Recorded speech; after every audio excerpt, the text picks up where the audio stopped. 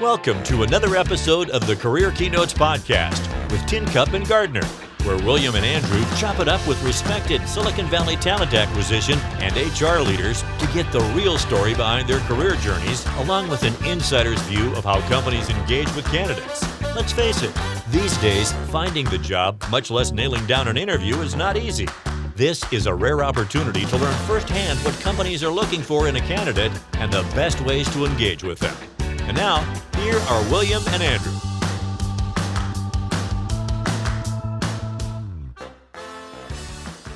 Welcome, everybody. I'm happy to have another edition of the Career Keynotes with Tincup and Gardiner. I'm here with William Tincup, my engineer Bev, producer Bev, and then our special guest, Nick Mailey. And without a lot of further ado, we're just here to talk about Nick's journey into human resources and talent acquisition, how he got started, why he got started. He certainly hasn't ended, and just have a very fluid, open and frank conversation about Nick's journey into HR. So thank you, and welcome to the show, Nick. Wonderful. Thank you so much for having me. I'm looking forward to it. So Nick, you're at this place right now, and you look backwards, right? And what was your hardest kind of assignment? Now that you can be rather objective, what was your hardest assignment in talent acquisition? Such a great question. I think there's. I always feel like every year there's a huge challenge and a new opportunity to overcome.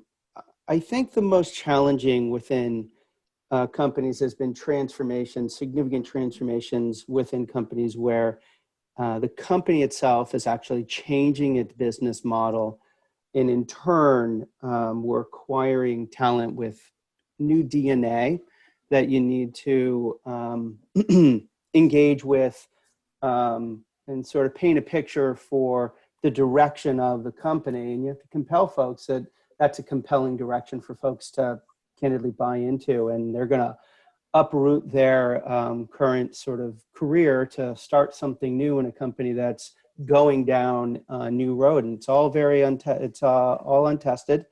And so you're compelling folks to take a leap of faith. And going through transformations with companies can be challenging, because I think companies, these roads are not sort of finely defined up front. And so there are within companies sort of, we're learning as we go in many instances. And so that creates a challenge as well onto itself.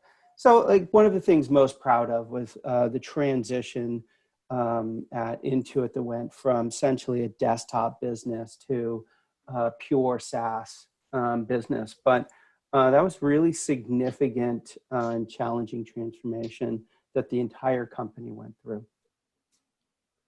Oh, that's a good answer. Okay, well, we kind of went right for the throat. I want to take a step back. So Nick, I know you very well, but I'd love to hear your answer to this.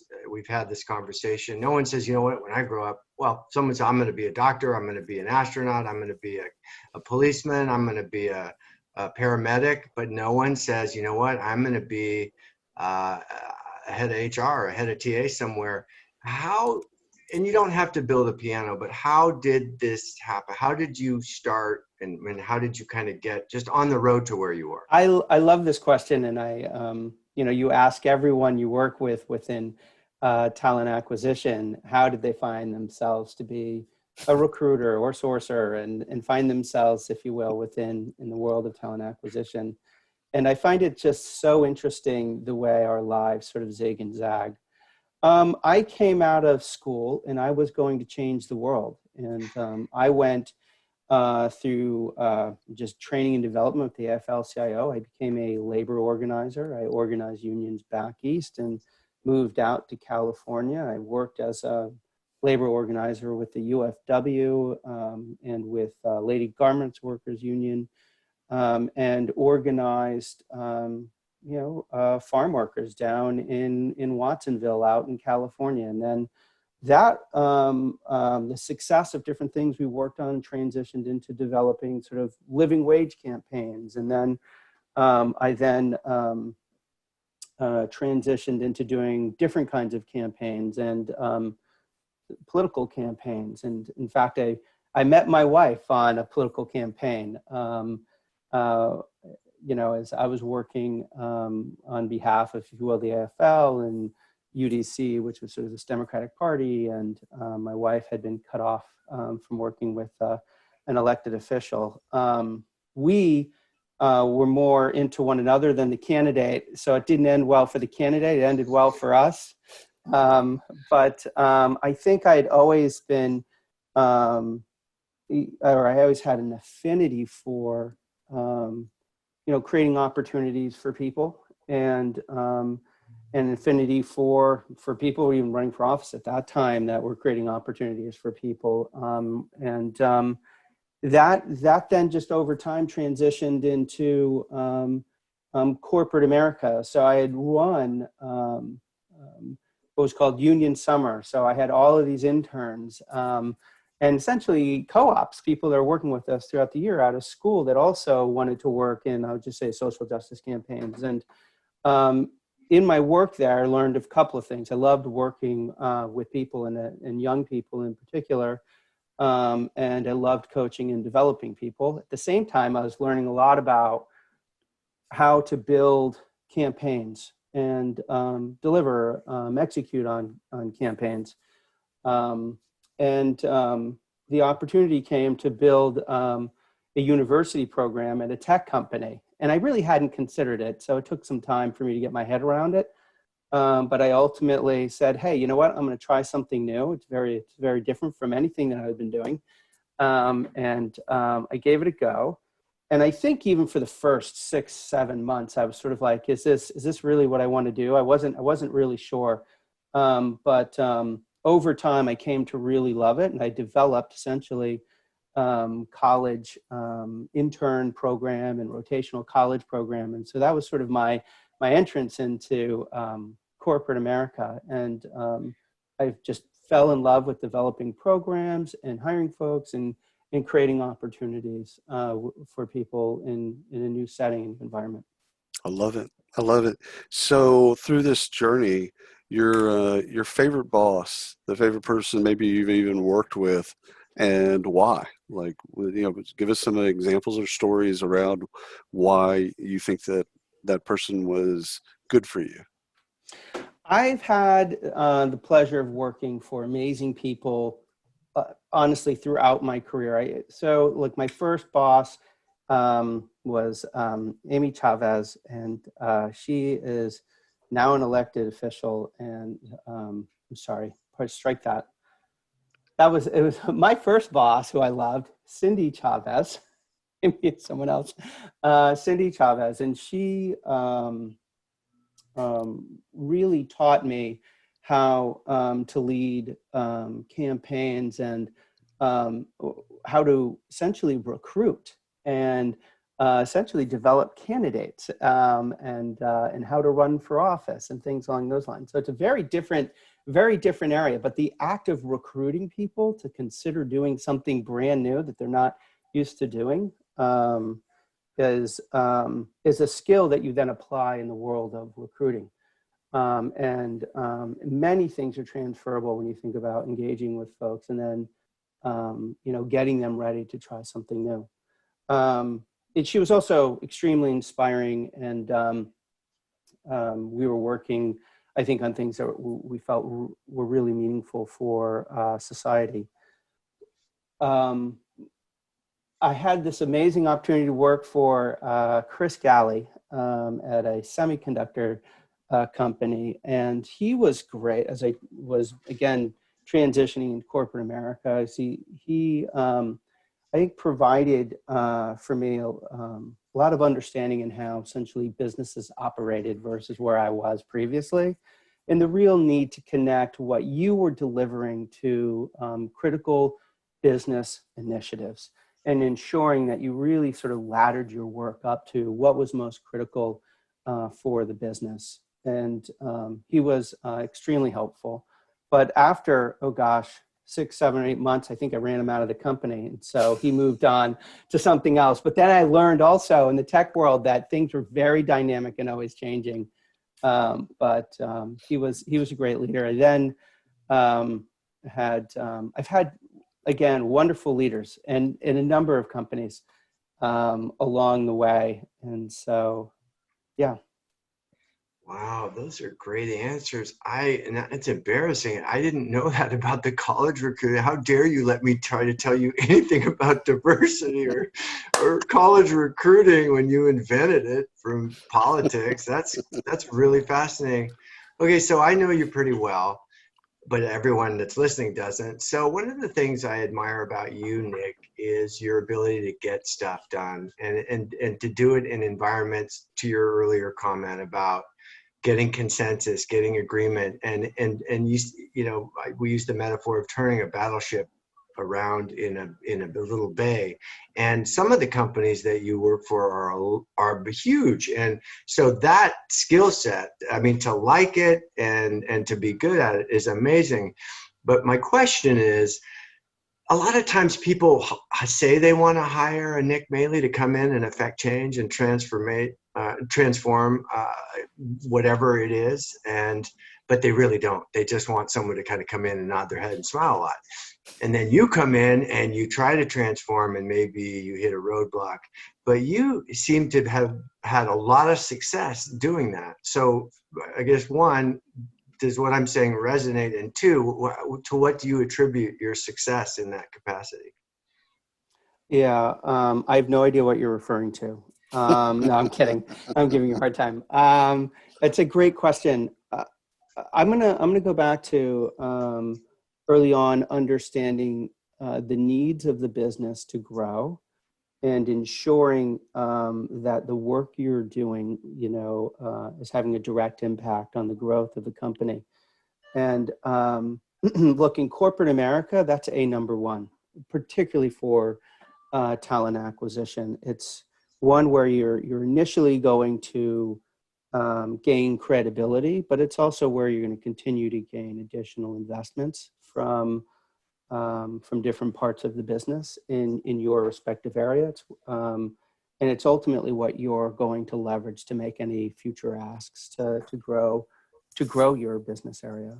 And I think that's where it starts. Understand the business, where the business is going. You want to meet with all of the leaders and understand their needs, their pain points, and ensure that you're aligning your work and or your resources and team to what's most critical for the company. And invariably, I think you'll find that there's this balance between what's critical and strategic, but farther out, 3 years, 2 years, and then what are those things you need to deliver on? They're a little more operational, but have short-term impact. And there's always a balance to be had in ensuring that you're hitting both those short and long-term goals.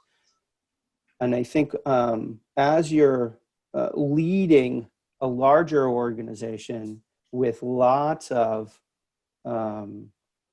stakeholders, it's being really transparent on where you're investing.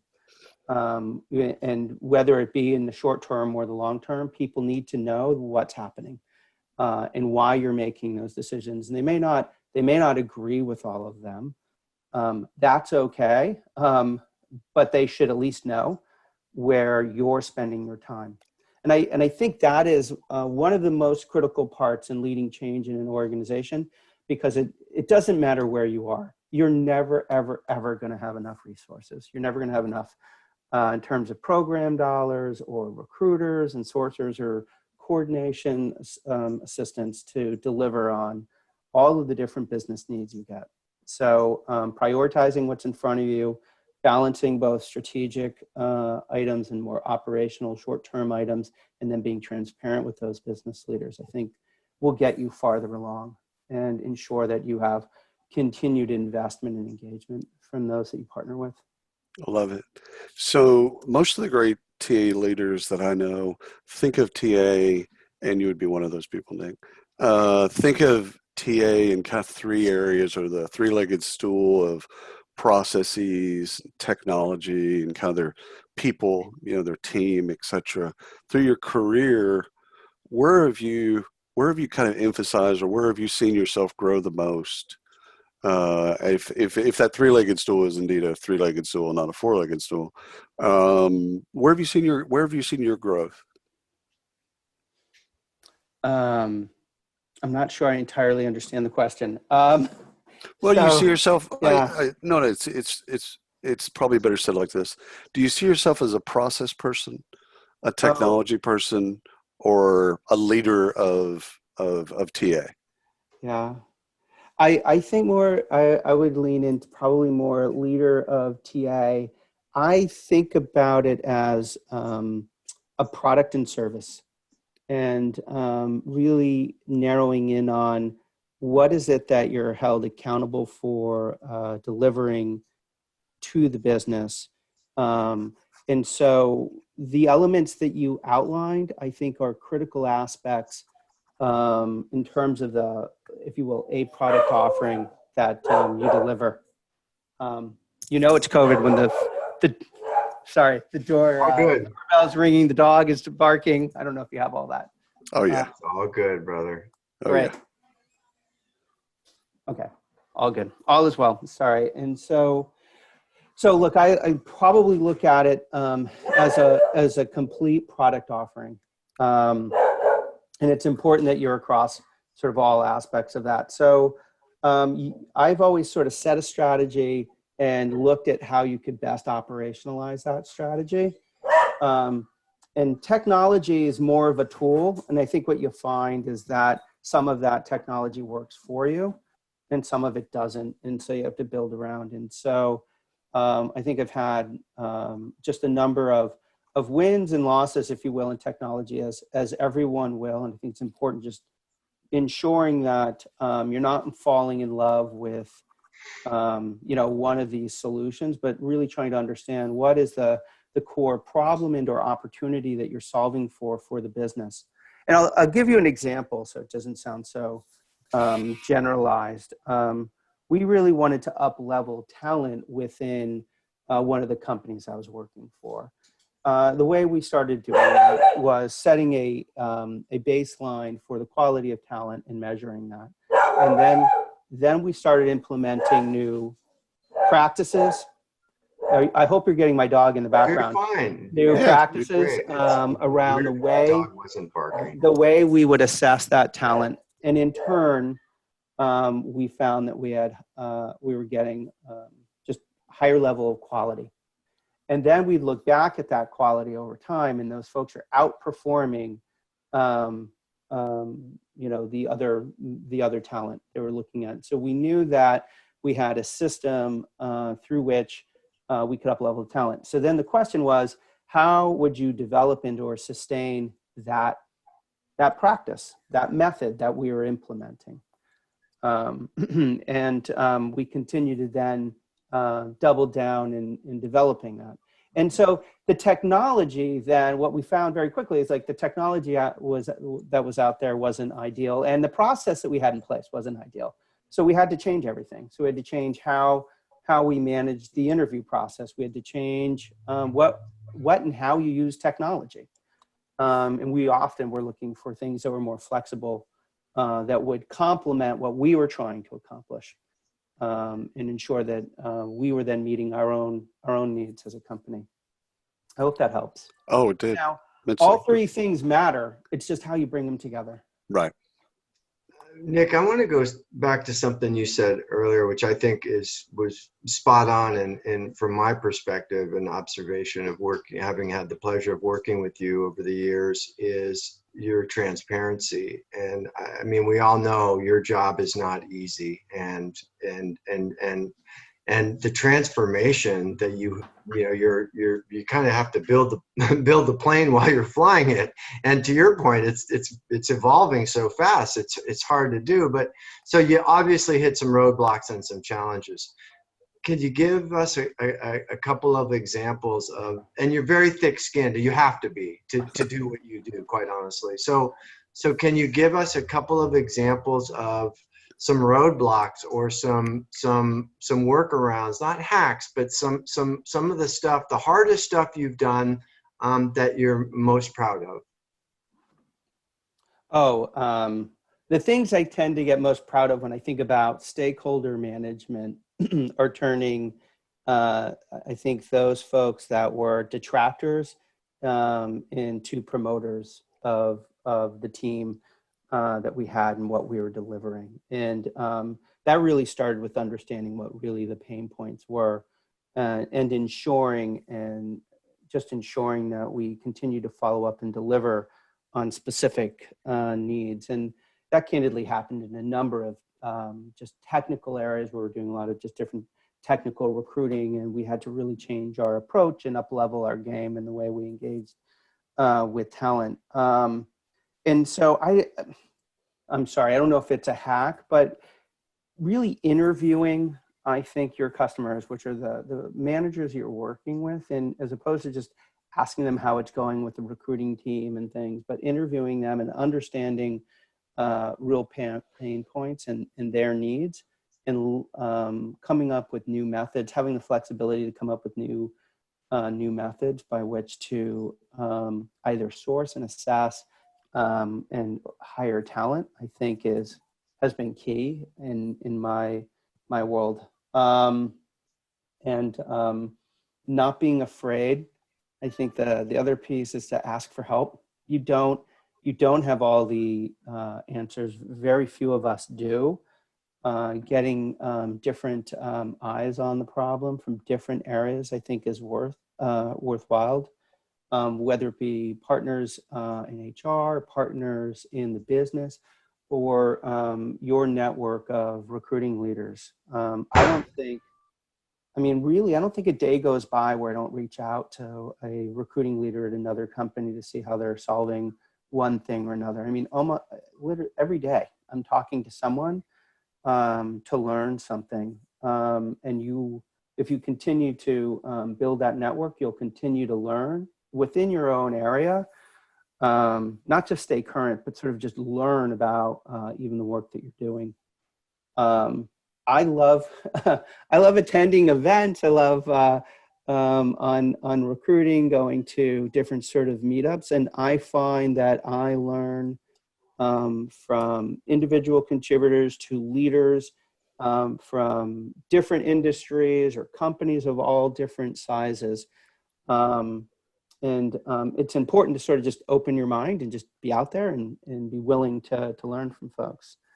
And I would say what's been most transformational within talent acquisition in the areas that I've led is candidly bringing in people that have completely different skill sets and sort of training them up on, if you will, talent acquisition in HR. So bringing in marketers, bringing in product managers, bringing in finance professionals, and really allowing people a different lens to evolve the way you deliver the product or service of talent acquisition. I think it's been most transformative in the groups that I've led. I love it. Okay, so we're going to pivot. Now we're going to go to the other side of the advice column, and now knowing what you know. So the beauty of this, of where we're going to go next in our conversation is now you know all these things. You've accumulated all these experiences and wisdom and, all of that stuff, things to do and not do. What advice would you give a younger Nick? Yeah. So what advice would you give for HR and TA advice would you give yourself X number of years ago? God, that's a great question. Learning, I think being open to learning new things sooner would have been it.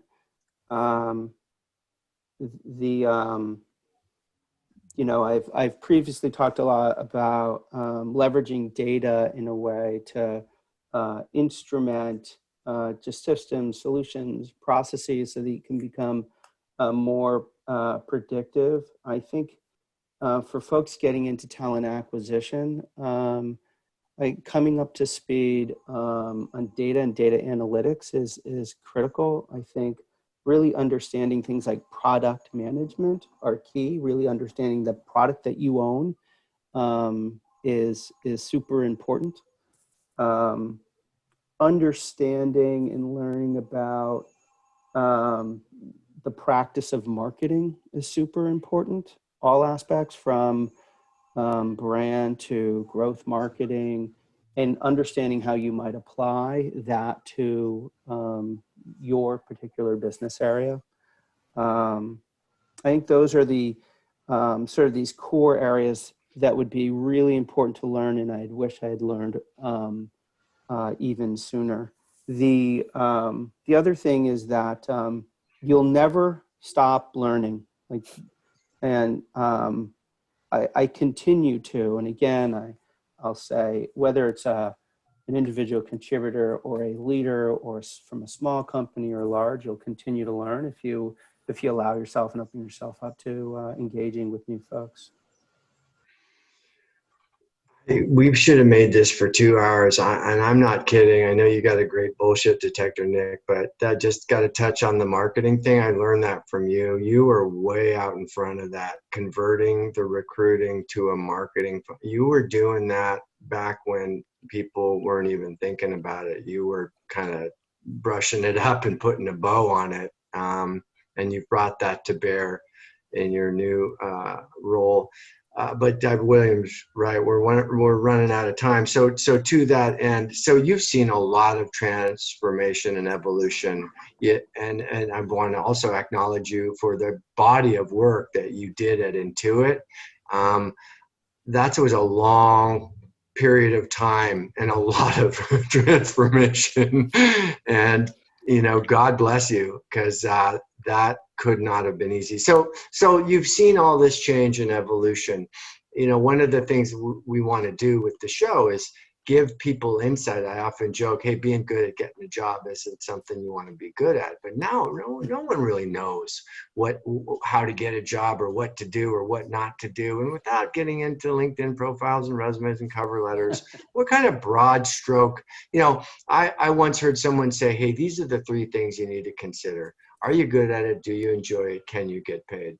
So with that as a foundation, what kind of guidance and feedback do you have to someone that's either just gotten out of college, or maybe they want to change careers, they're afraid, and what, from the inside out, what feedback do you have for them that would help enlighten them as to not so much what it used to be like and not so much what it's like now, but what's it going to be like in a year? You're always like a year or 2 out thinking, which I've always admired. So I'll leave it there.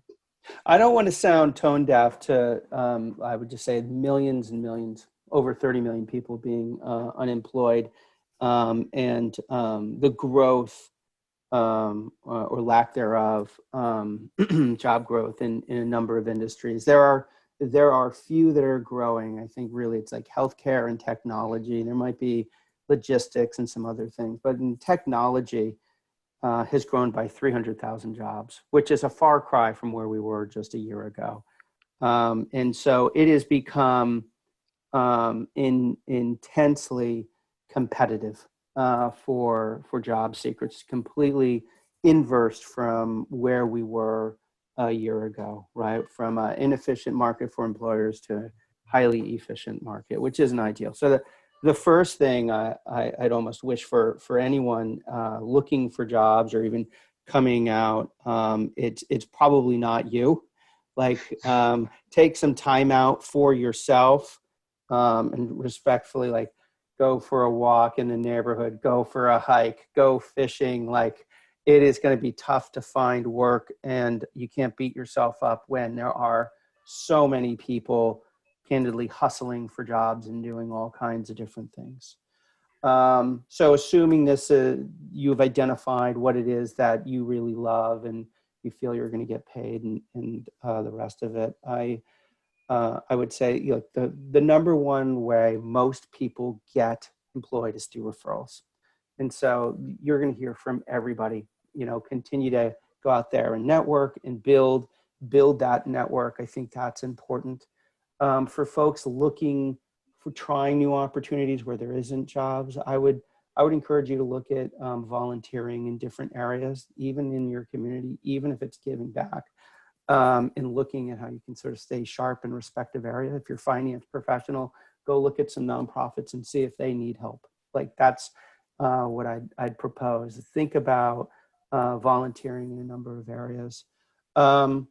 Then for folks that are coming up on graduation, you can look at internships, and you can even look at unpaid internships as well as a potential opportunity to get your foot in the door. The vast majority of grads get converted in some fashion through internships, whether paid or unpaid. And again, you want to use your network to sort of get referred into opportunities. And then, the next highest area through which companies in general tend to hire through contracts. So while many folks look for full-time work, I'd say don't avoid, contract roles and things like that. And I think most folks you're going to talk to right there and say, use your network, research the company that you're looking at, and don't be afraid to engage with people and invite them out for a coffee. I guess it's a virtual coffee these days. Invite them out to or just for a 5-10 minute Zoom call for a quick chat. I still think that those are the tried and true methods. It's about building relationships in the network. So Nick, the last sentence you segued nicely to what I was going to ask you. The last question for me is about the interview, is about actually interview tactics or strategies. My favorite interview question is, we're all misunderstood. How are you misunderstood? So, right. So that's my favorite. Mm-hmm. I've asked that question for 30 years. So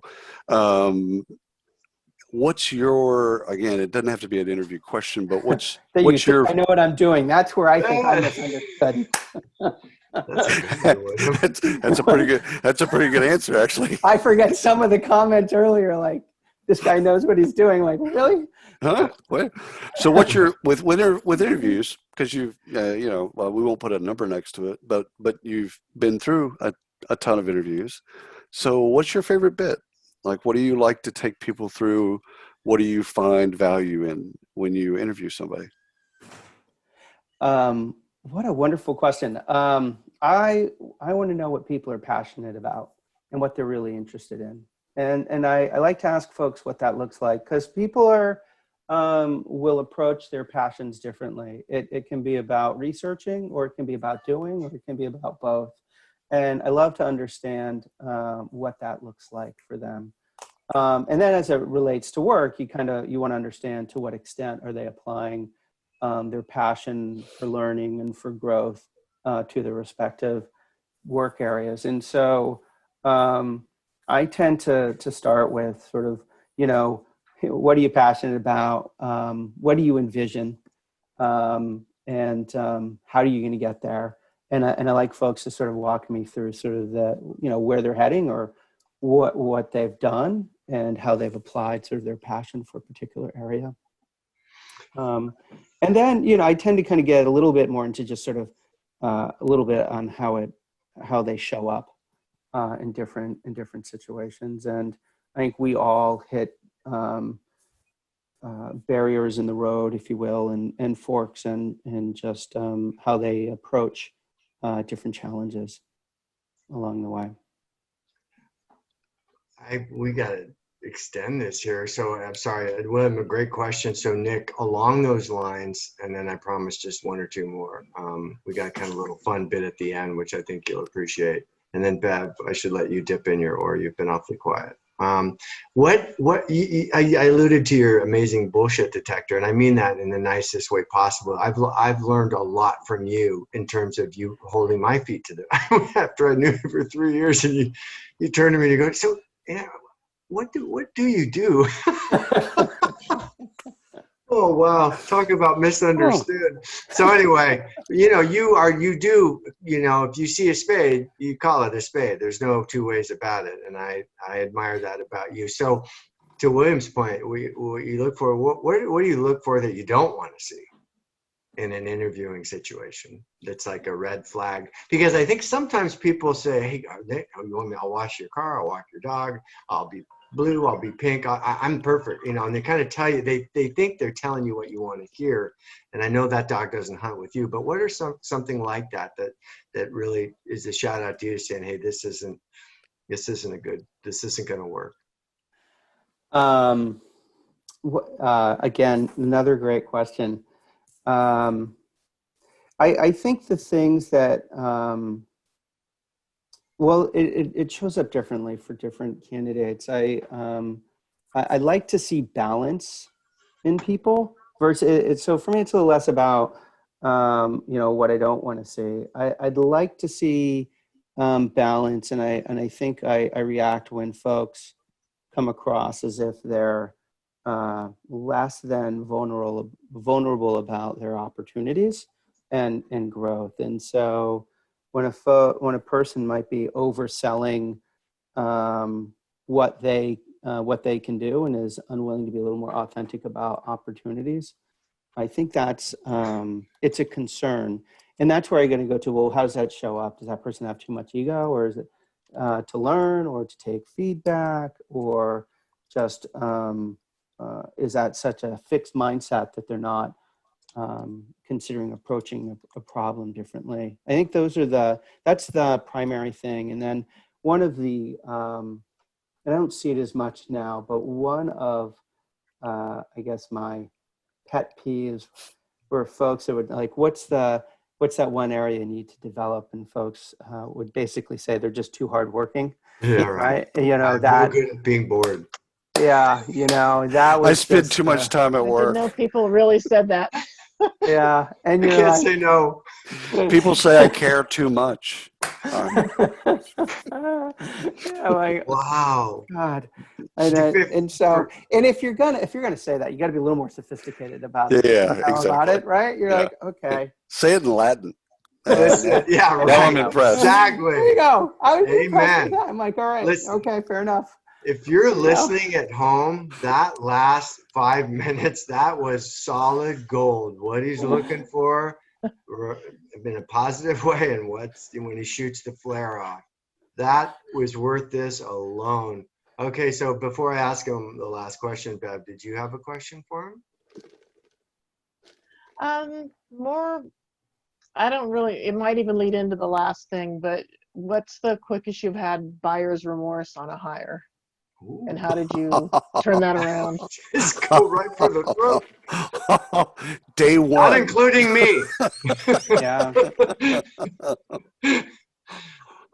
I don't recall.